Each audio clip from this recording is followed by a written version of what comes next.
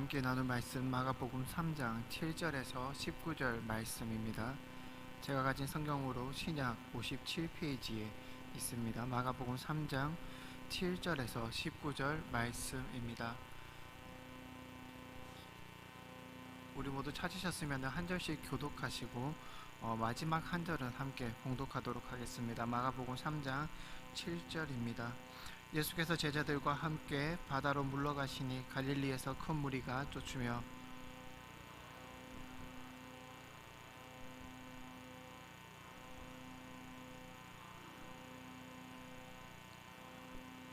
예수께서 무리에 에워싸 미는 것을 면키 위하여 작은 배를 등대하도록 제자들에게 명하셨으니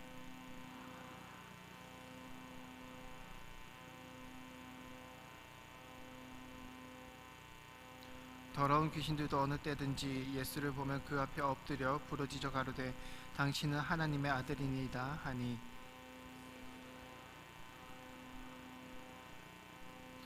또 산에 오르사 자기의 원하는 자들을 부르시니 나아온지라.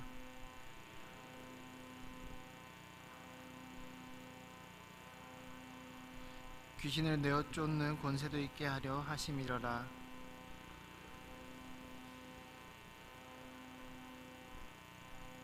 또 세베대의 아들 야고보와 야고보의 형제 요한이니 이 둘에게는 보아너게 곧 우레의 아들이란 이름을 더하셨으며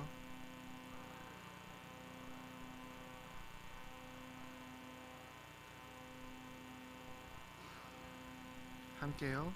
또 가룟 유다니 이는 예수를 판자러라. 아멘. 할렐루야. 반갑습니다. 오늘 이렇게 함께 인사하면서 말씀 나누었으면 좋겠습니다. 한가위니까요. 특별하게 하나님의 복이 가득한 한가위 되세요. 이렇게 서로 인사하면서 함께 말씀 나누겠습니다.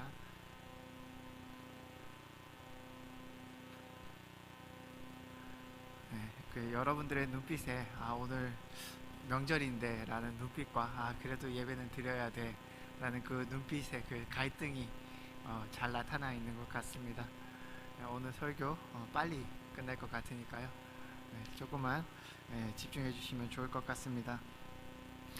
예전에 그런 책이 있었습니다. 참 유명한 책이고요. 여러분들도 아시리라 생각합니다. 칭찬은 고래도 춤추게 한다라는 그 책이 있었습니다. 그 책의 저자는 이제 그 돌고래가 음악에 맞춰서 춤을 추는 것을 보고 너무나 신기해했습니다. 그 너무나 신기한 그 호기심으로부터 시작된 책이 바로 칭찬은 고래도 춤추게 한다라는 그 책입니다. 그 작가가 이제 너무나 신기해서 조련사에게 어떻게 해야지 어떻게 했길래 저 고래가, 그러니까 우리가 생각했을 때 그냥 짐승이었던 저 고래가 음악에 맞춰서 칼군무를 추듯이 저렇게 춤을 출 수 있습니까? 라고 질문을 던졌습니다. 그때 조련사의 대답이 이것이었죠. 칭찬입니다. 그래서 이제 여기에서 파생되어져서 이제 발전돼 나가는 그 책의 내용이 바로 칭찬은 고래도 춤추게 한다라는 그 책 제목입니다. 이와 같이 칭찬이라는 것은 우리들의 마음을 참으로 부드럽게 하는 것 같습니다. 우리가 사실 다른 사람들의 마음을 움직이기 위해서는 그 무엇보다 칭찬이 가장 효과적이다라는 것이 그 책의 내용이었습니다. 저는 어느 정도 일정 부분은 참 동의하는 바입니다. 우리가 잘못된 길로 가기 쉬운 때가 언제냐면 사실은 어려운 때 잘못된 길로 가기 쉬운 것이 아니라 우리가 박수받고 있을 때에, 우리가 환호받고 있을 때에, 우리가 우리의 길을 걸어가면서 많은 사람들에게 칭찬을 받고 있을 때에 자칫 잘못하면 우리가 하나님 앞에서, 그리고 우리가 우리들의 길을 걸어갈 때에 잘못되는 그러한 경우가 많이 있는 것 같습니다. 우리가 그러한 모습들을 많이 보면서 이야기하기도 하잖아요. 이제 저분이, 저 사람이 이제 어느 정도 지위가 올라가니까 사람이 참 변했더라, 뭐 이런 표현도 많이 하는 것 같습니다. 그렇게 칭찬이라는 것은 이제 권력의 힘과도 어떻게 보면은 일맥상통한다라고 볼 수 있는 것 같습니다. 오늘 본문을 보면 예수님은 참으로 칭찬을 많이 받으시는 분이십니다. 놀라운 기적을 행하셨고 그리고 병든 자를 고치셨습니다. 그래서 예수님께서 어느 곳에 가든지 간에 많은 군중들이 따랐으며, 그리고 많은 군중들이 예수님을 환호하기 시작하였습니다. 예수님은 어느 곳에 가시든지 간에 그 갈릴리 지역에서는 예수님은 슈퍼스타였습니다. 그 슈퍼스타 지저스 크라이스트, 이제 그 영화 제목도 있고 뮤지컬도 있잖아요.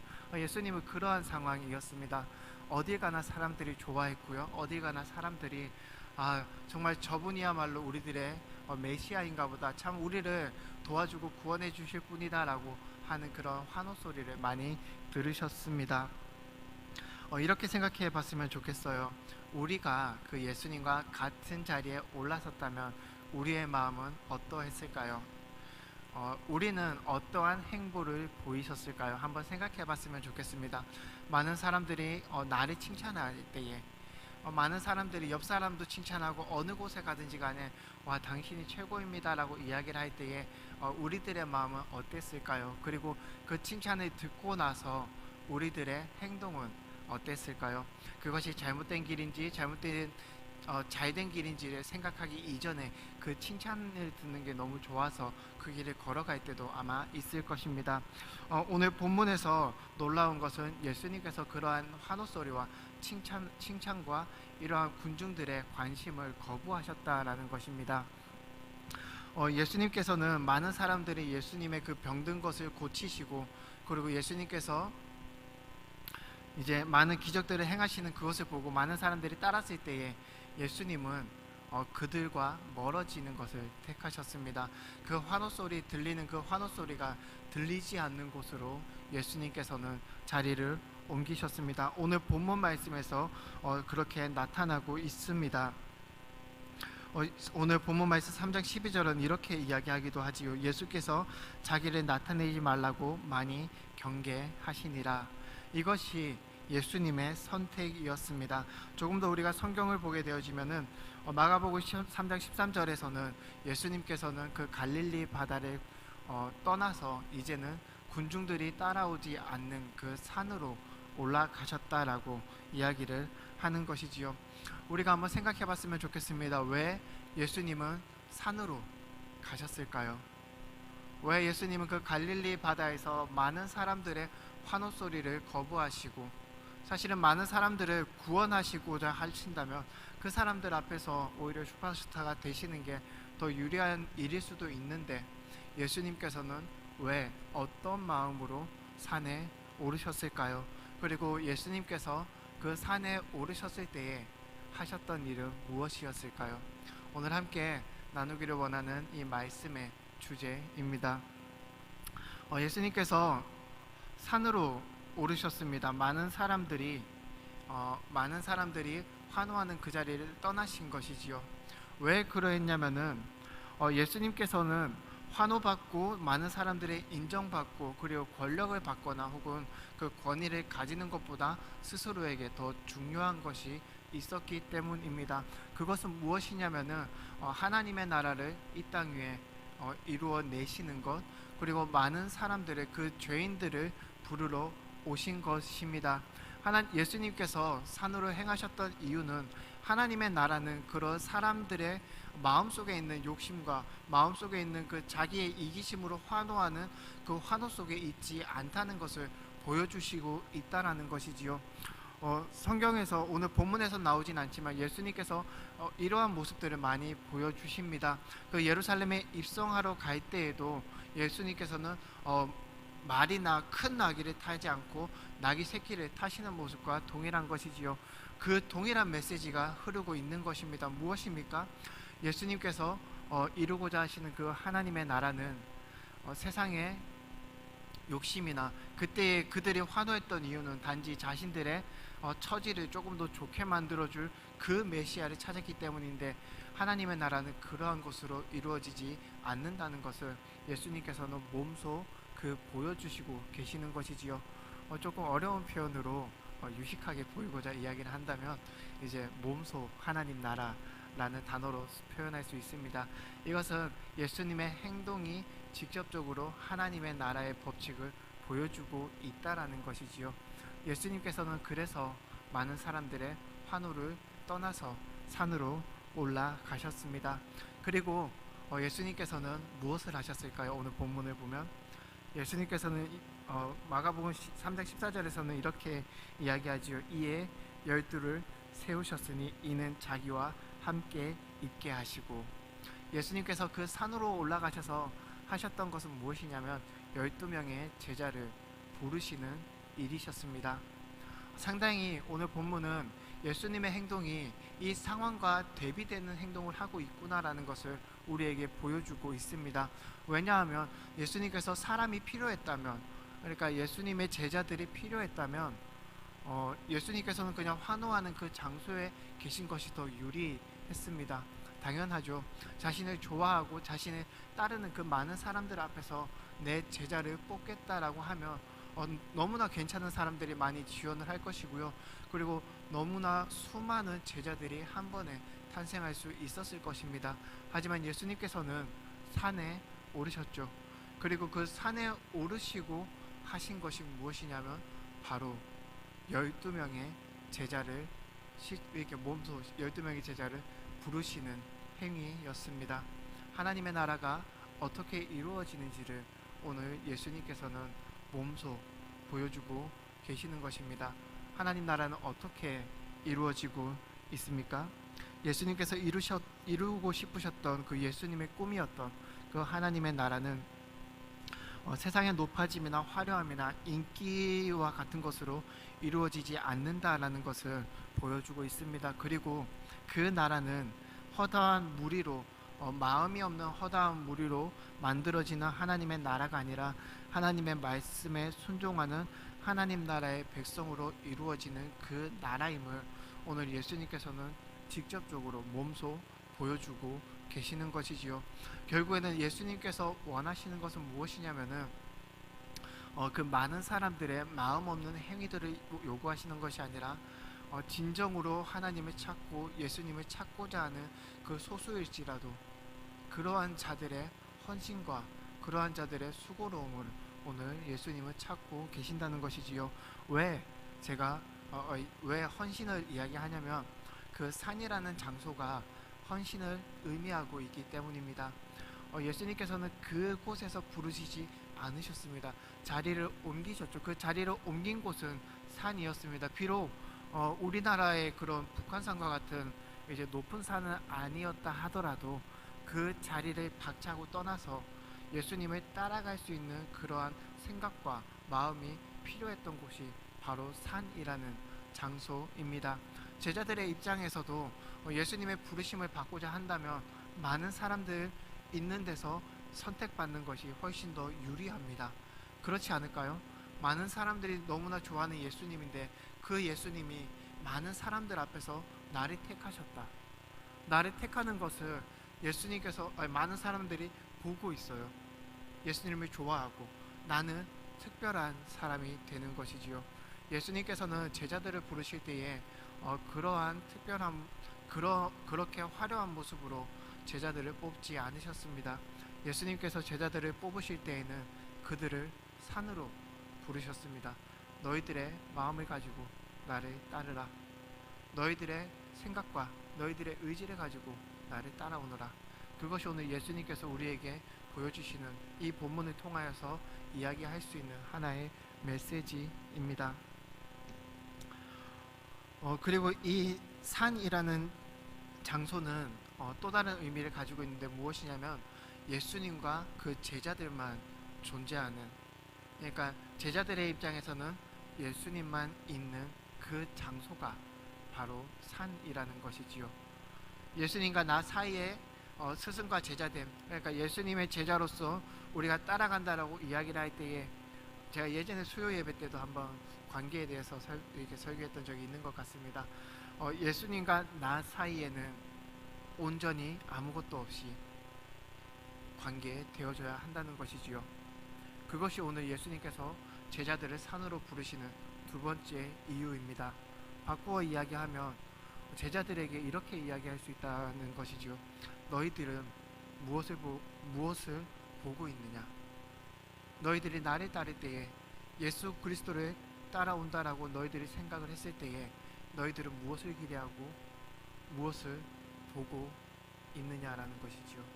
그 제자들의 눈앞에는 예수님밖에 없었습니다. 그것이 예수님이 그들에게 원했던 제자도입니다. 우리가 제자도에 대한 이야기들을 너무 많이 하고 많이 듣습니다. 하나님의 백성, 예수님의 제자된 사람으로서 반드시 당연히 제자도 예수님의 그 제자된 삶을 살아가야 한다. 어떻게 살아갈 수 있냐라고 할 때에 예수님께서는 이야기하는 것이죠. 네가 나의 제자가 될 때 너의 눈앞에 무엇이 있었냐는 것입니다. 누가 있었냐는 것이에요. 세상에 환호성이 있었냐?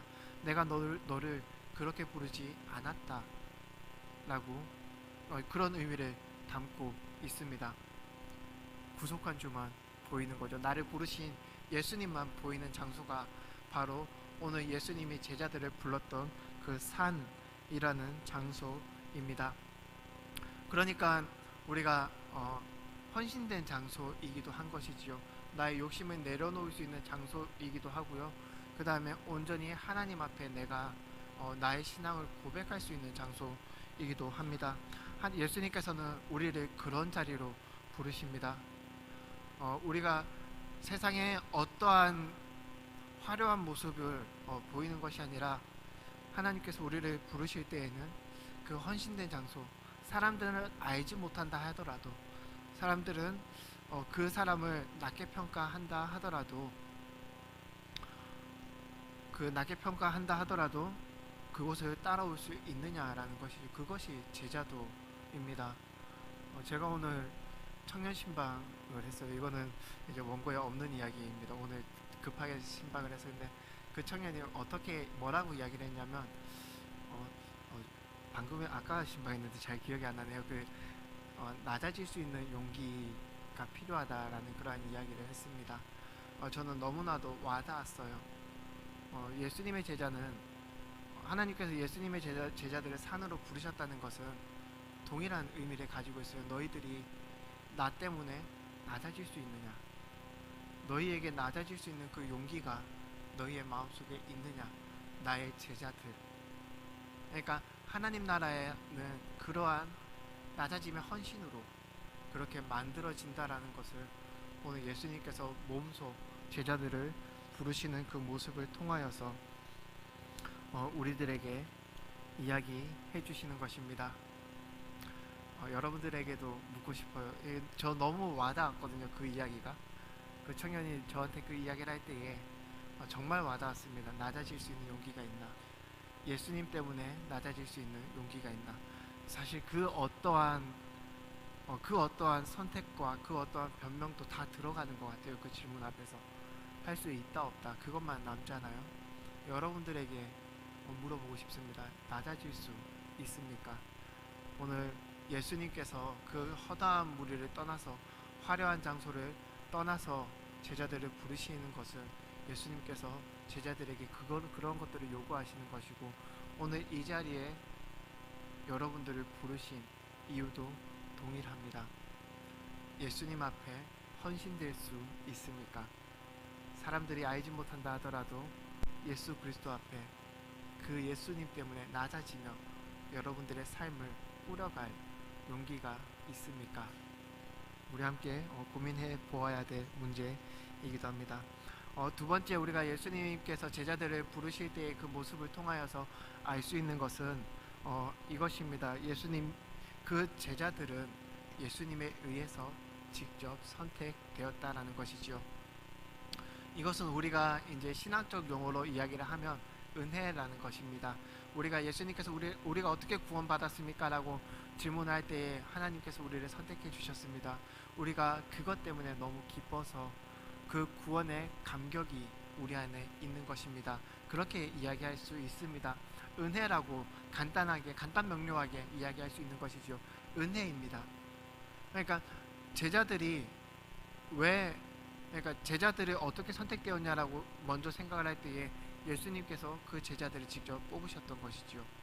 제자들의 입장에서는 그것이 은혜입니다. 제자들이 생각할 수 있습니다. 우리가 왜 낮아져야 될까? 우리가 왜 헌신해야 되지? 내가 왜 예수 그리스도 때문에, 내가 왜 하나님 때문에 나의 삶을 낮아질 수밖에 없는 그 굴욕을 겪어야 하는가? 그 대답조차 오늘 본문에 나타나고 있는 것이지요. 무엇입니까? 여러분들이 여러분들의 삶을 제자된 삶으로 이끌 수 있는 원동력은 무엇입니까?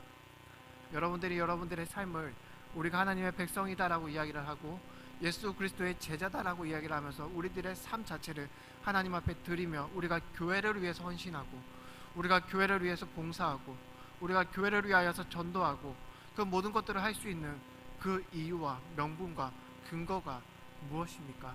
여러분들의 마음에는 무엇이 있습니까? 오늘 예수님께서 제자들에게는 그 은혜를 허락하시는 모습을 볼 수 있습니다. 오늘 이 본문을 통하여서 여러분들이 깨닫기를 원합니다. 헌신이라는 그 단어 자체가 우리가 제자로서 하나님 앞에 헌신하고 교회에 헌신한다라고 이야기를 할 때 그 헌신이라는 언어 단어 자체가 공짜로 내가 해주는 것, 무료로 내가 섬겨주는 것, 이러한 것들이 있습니다. 그래서 헌신이라는 단어를 써요. 근데 저는 이 헌신에 하나의 함정이 있다라고 이야기를 한다면 그 함정은 바로 내가 헌신한다는 것이지요. 조금 어렵죠. 그러니까 원래는 내가 헌신하는 게 아닌데 나의 시작점을 봐야 되는 것입니다. 우리가 제자로서의 삶을 살아갈 때에 우리가 항상 기억해야 될 것은 무엇이냐면 하나님께서 나를 어떻게 부르셨냐, 하나님께서 나를 어떻게 여기까지 인도하셨을까, 나의 삶의 언저리 그 뒷부분, 그 지나간 시간들을 볼 수 있어야 합니다. 그 지나간 시간들을 볼 때에 우리가 이 자리에 나올 수 있는 근거들을 찾다 보면 무엇이 있냐면 은혜라는 그 단어가 존재할 수밖에 없습니다. 하나님께서 먼저 찾아오신 은혜, 하나님께서 몸소 예수 그리스도의 그 육신을 입어서 이 땅 위에 오셔서 죽으시고 부활하시고 나를 선택하신 그 은혜, 그것이 존재해야 되는 것이지요. 제자란 그 은혜를 기초로 서 있는 자들을 이야기합니다. 오늘 본문을 통하여서 그러한 것들을 우리는 깨달을 수 있어야 합니다. 그렇기 때문에 우리가 하나님 앞에 헌신한다라고 이야기를 하지만 실제적으로는 그 헌신에는 감사함이 들어갈 수밖에 없는 것입니다. 그렇기 때문에 교회 생활이 즐거운 거예요. 우리가 교회 생활을 하면서 억지로 할 때가 있죠. 있을 거라 생각합니다. 하지만 그럴 때마다 우리가 돌아보아야 됩니다. 우리의 즐거움을 어디서 찾아야 되나? 예수님께서 나를 부르실 때, 예수님께서 제자들을 부르실 때에 온전히 나를 구속한 주만 보이던 그 순간, 그때를 기억하시기 원합니다. 예수 그리스도께서 죄인된 우리를 먼저 구원하심으로 인하여서 우리가 제자 될 수 있었습니다. 그것이 오늘 본문에서 이야기하고 있는 산으로 올라가셔서 직접 제자들을 부르시는 예수님의 그 행위와 그 모습 속에서 우리가 깨달아야 하는 것입니다. 세 번째로 예수님은 제자들을 세우실 때에 12명의 제자들을 세우셨습니다. 너무나 우리가 잘 알고 있듯이 이 12명이라는 제자의 의미, 12명이라는 이 숫자의 의미는 실상으로 이스라엘의 12지파를 많이 이야기한다라고 합니다. 그래서 이 12명의 제자들이 이야기할 때, 12명의 제자들을 설명을 할 때에 그 12명의 제자들로부터 시작되어지는 그 공동체, 그 12명의 사도로 우리가 12사도다라고 이야기를 하잖아요. 예수님에게 직접 복음을 받은 자들을 사도다라고 이야기를 하는데 그 12사도로부터 시작되어서 퍼져나가는 그 모든 공동체들, 그 공동체가 이스라엘이다라는 그러한 의미를 담고 있는 것이 바로 이 12의 숫자입니다.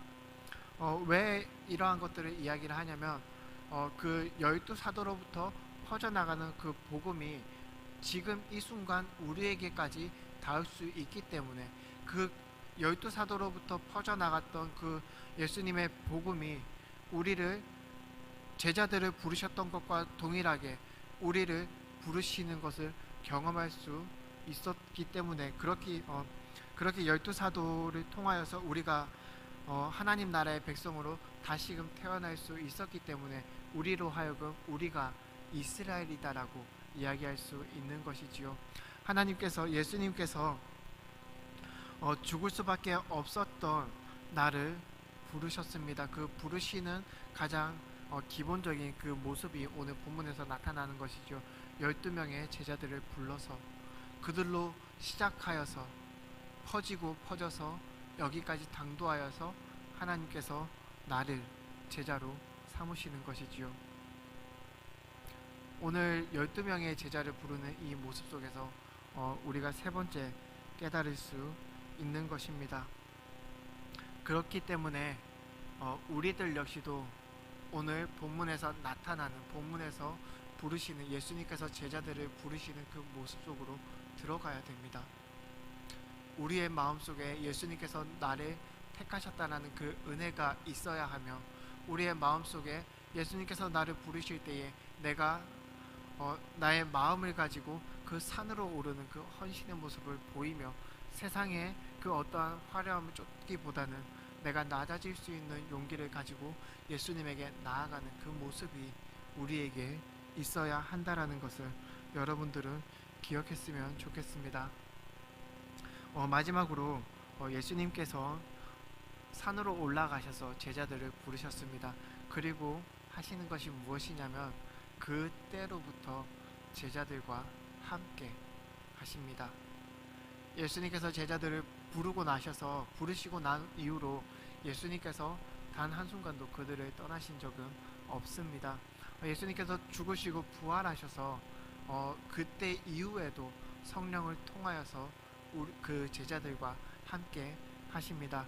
마태복음은 그래서 예수님의 그 다른 이름을 임마누엘, 내가 너희와 함께 함이다, 그렇게 시작하며, 그리고 마태복음 28장을 보면 내가 항상 너희와 함께 함이다라는 그 임마누엘로 시작해서 임마누엘로 끝나는 그 모습을 볼 수 있습니다. 예수님께서는 제자들을 부르시고 나서, 혼례시키고 나서 그냥 고아와 같이 버려두시는 것이 아니라 언제나 그들과 함께 하시고, 그 예수 그리스도의 제자들이 하나님 예수의 그 제자도를 살아갈 때에 힘겨움을 경험하거나, 혹은 그 낮아짐 때문에 마음이 무너지거나, 혹은 그 삶을 통한 그 살아가는 삶 때문에 하나님을 믿고 선하게 살아가고자 하는 그러한 노력 때문에 힘들어할 때에, 그때에도 언제나 함께 하신다는 것을 오늘 본문은 우리에게 보여주고 있습니다. 사랑하는 성도 여러분, 여러분들이 예수 그리스도의 제자로서 살아가기가 힘드십니까? 혹은 희생하고 헌신하는 그 산을 오르는 것이 두려우십니까? 기억하셨으면 좋겠습니다. 우리를 그 크신 손으로 붙드시고, 그리고 우리와 언제나 함께 하시는 그 예수님과 하나님과 성령님을 기억하셨으면 좋겠습니다. 예수님께서 우리와 함께 하셔서, 하나님께서 우리와 함께 하심으로 인하여서 하늘의 뜻이 이 땅 위에 이루어지듯이 예수 그리스도의 꿈이 나를 통하여서 이 땅 위에 이루어질 줄로 믿습니다. 그 믿음을 가지고 헌신의 산을 오르는, 믿음의 산을 오르는 귀한 성도님들 되시기를 간절히 소망합니다. 기도하시겠습니다. 사랑이 많으신 하나님 아버지, 감사합니다. 하나님, 우리가 이 세상의 화려함을 떠나서, 세상의 칭찬을 떠나서 그 산을 오르기를 간절히 원합니다. 우리에게 용기를 주시옵소서. 우리의 삶을 헌신할 수 있는 우리에게 그 하나님의 용기를 주시옵소서. 은혜를 기억하게 하시고 예수님께서 나를 부르셨던 그 순간들을 깨닫게 하셔서 오늘부터라도 우리의 신앙에서 예수님과 온전히 나밖에 없는 그러한 삶을 살아갈 수 있도록 인도하여 주시옵소서. 감사와 영광 돌려오며 예수님의 이름으로 기도합니다. 아멘.